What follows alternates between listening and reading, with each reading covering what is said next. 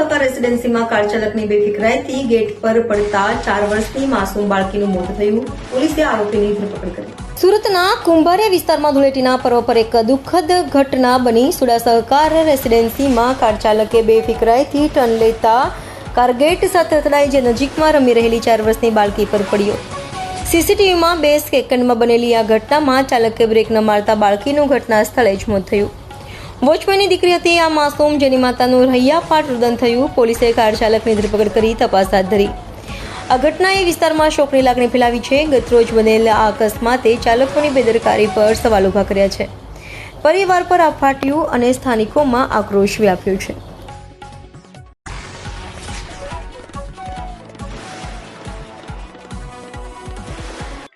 ગઈકાલે Vadodara police station વિસ્તારમાં જે સહકારી આવાસ છે ત્યાં એક દુર્ઘટના બની હતી.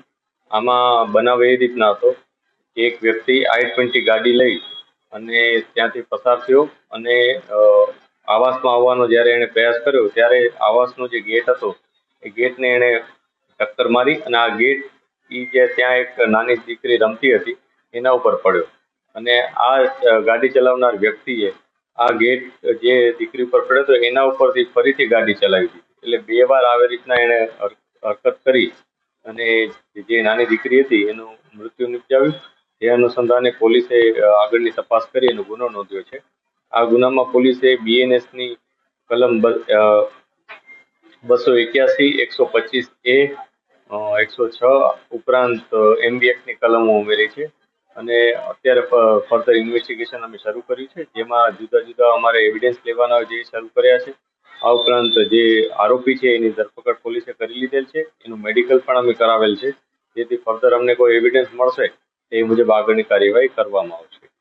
જે આરોપી છે એનું નામ હર્ષિત ઓળકિયા છે અને એ 27 વર્ષનો છે અને એ ત્યાં સુડા આવાસમાં જ રહેતો.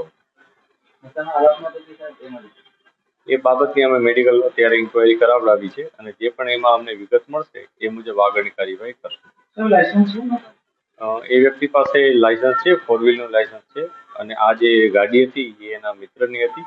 એને પોતાની ઘરમાં એક ગાડી હતી, એ એને કોઈ કારણસર એના મિત્રને આપી હતી અને એના મિત્રની ગાડી પોતે રાખી.